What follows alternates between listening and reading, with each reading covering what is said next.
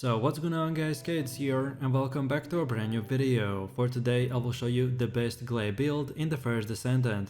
So for this build guide I will show you what weapons and modules you want to get. Then I will explain every single skill and show you the best reactor stats and external components. And then lastly we will take a closer look at the gameplay, so you would be able to get the best results and highest damage possible and much more. And just before we start, let me introduce you guys to today's sponsor, Instant Gaming. They are a website that provides you with a brand new and simple way to buy games at amazing prices. You can get the best PC, Mac and console games with up to 70% off. Instant Gaming makes it very easy to save while purchasing games within a single site. Just choose the game you want to play. For example, I want to buy the new Elden Ring Shadow of the Erdtree DLC. So we just click on Add to Cart, then click Pay. Then we input our details, and then when the payment is complete, we will receive the game's activation key. And finally, we just simply go to the Steam and copy and paste the key in, and it's that simple. We just saved 9 euros and this was only 23% off. There are plenty of other offers that go even up to 70%. So what are you waiting for? Check out Instant Gaming by clicking my link in the description box, and let's get right back into the video. So then let's move over to the Gley build. She can seem like a tricky and somewhat intimidating character to play for a beginner. This is because she gets bonuses from being in the frenzy mode, which is a status that buffs her damage but severely decreases her HP recovery, and she gets additional damage increase when her HP is low, with the damage increasingly going higher as she gets closer to 0 HP. While Gley is best played at low HP and in the frenzy mode as often as possible, she does still get survivability skills that allow her to sustain this. She can directly steal enemy HP and pick up life orbs from the slain foes, which will restore her health.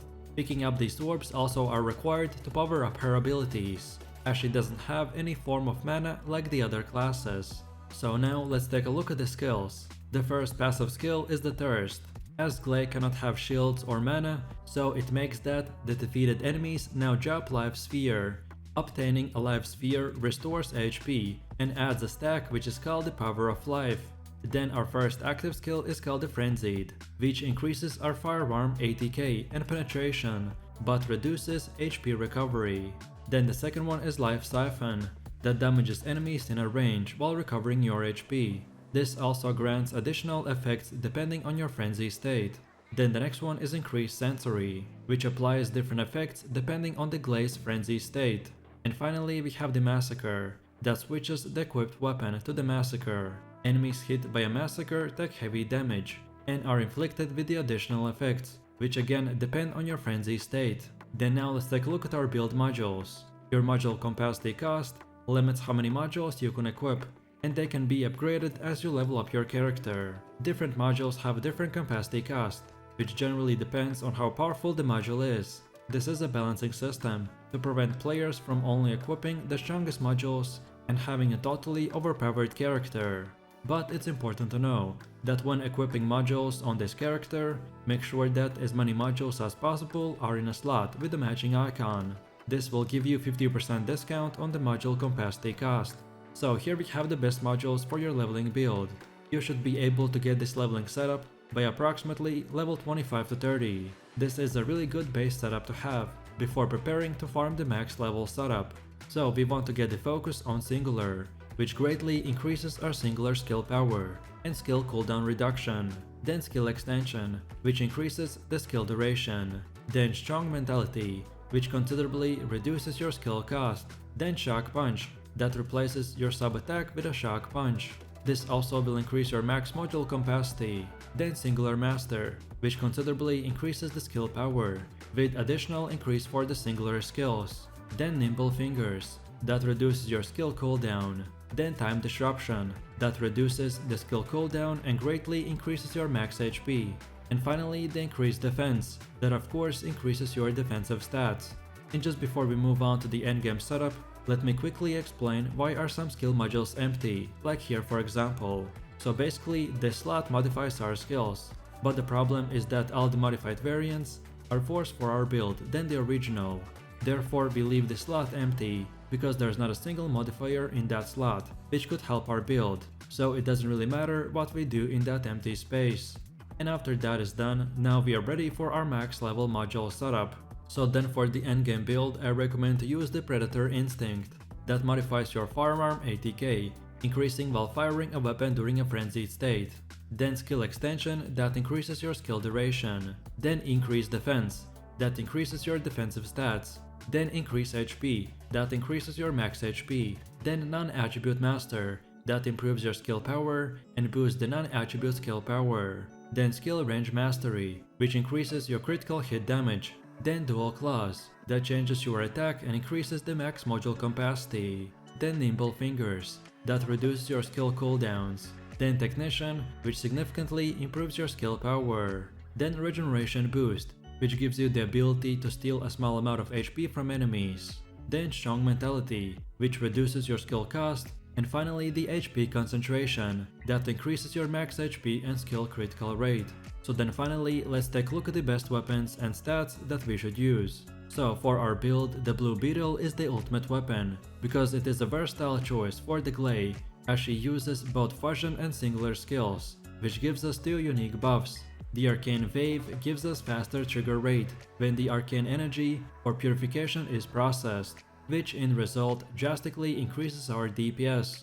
And moreover, the range is nice if you plan on not using a sniper rifle or want something medium to long range. And then for our weapon mods, here are the best ones, like the Hawkeye, Reload Concentration, Rifling Reinforcement, Concentrate Support Ammo, Electric Conductor, Action and Reaction, Marksman, Weak Point Control, Weak Point Sight, and Fire Rate Up. Then second of all, we want to use the Smithereens. This weapon will give us a unique ability called the Fearlessness, that on hitting the enemy with all bullets, will increase the firearm's critical rate. This is a perfect combo for the burst damage, by boosting our critical hit rate and chance. This bonus stacked with our frenzy skill will melt the enemies in close range. And lastly, another great secondary weapon that can help to buff our damage if you hit the enemy weak points is the Afterglow Sword Sniper Rifle. By hitting an enemy's weak point, it will inflict death propagation, improving weak point damage by 5% per stack. You can also get extra critical hit rate when hitting commanders and other elite enemies with this weapon. And then last but not the least, we need to quickly look into the best reactor stats. So your reactor is very important item that determines your skill damage and can also include extra modifiers that buff certain aspects of your build. The better your reactor is, the more damage your skills will deal to enemies. I recommend prioritizing using a reactor with a high skill power and a sub-attack power. Secondary, look out for reactors that boost your non-attribute and singular skill powers, as most of the Gley skills will fit into these categories. After that, you can look out for reactors with a boost to your skill critical hit damage, which will improve the amount of damage dealt when you land a critical hit. And you can also look out for the optimization condition that you can easily fulfill with your Gley build. So for example, we have a reactor that requires an equipped sniper rifle to meet the optimization condition. Meeting this condition increases the skill power of your reactor, so it's very important to meet this whenever possible.